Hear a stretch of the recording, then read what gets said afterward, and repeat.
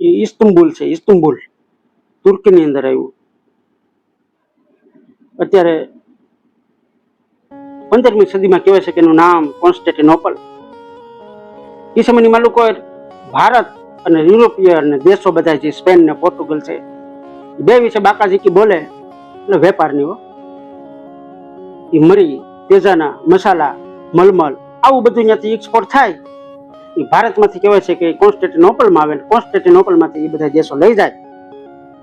એવાની અંદર તુર્કીએ પગડાટી બોલાવી અને કોન્સ્ટેન્ટિનોપલ એ પોતાના કબજાની અંદર લઈ લીધું.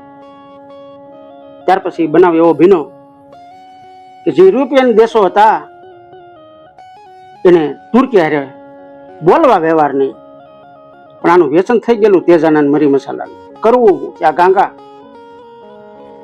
ઘણો સમય વહી ગયો પણ એનાથી રેવાય નહીં. કીધું ભાઈ બીજો માર્ગ ગોતો. આ બાજુથી અવાયમ હતું, યુરોપમાંથી એશિયામાં કઈ રીતે આવું એનો કોઈ માર્ગ જડે નહીં.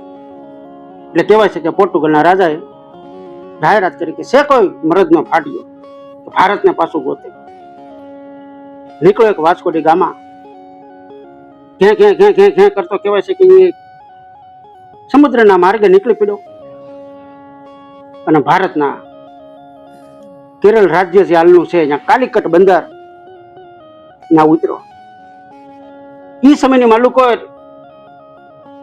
એ કાલિકટ બંદર જે વિસ્તારમાં આવતું એ જામોરીલ નામનો રાજા અહીંયા રાજ કરે.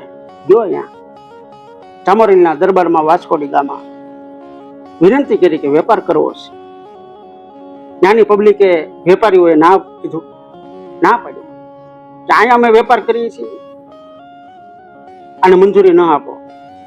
રાજા મૂંઝાઈ. વાસ્કો ડી ગામાએ કીધું કે હું ડબલ સોના મોહર આપે, ડબલ નાણું આપે. કે છૂટછાટ આપી વેપારની.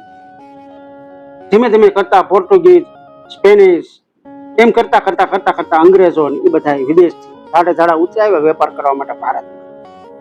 પછી તો હું થી બધાને ખબર છે આ કોન્સ્ટેન્ટિનોપલ તુર્કીના કારણે સમુદ્રનો માર્ગ ગોતો ને બધા ધાડા ધાડા ઉતરે.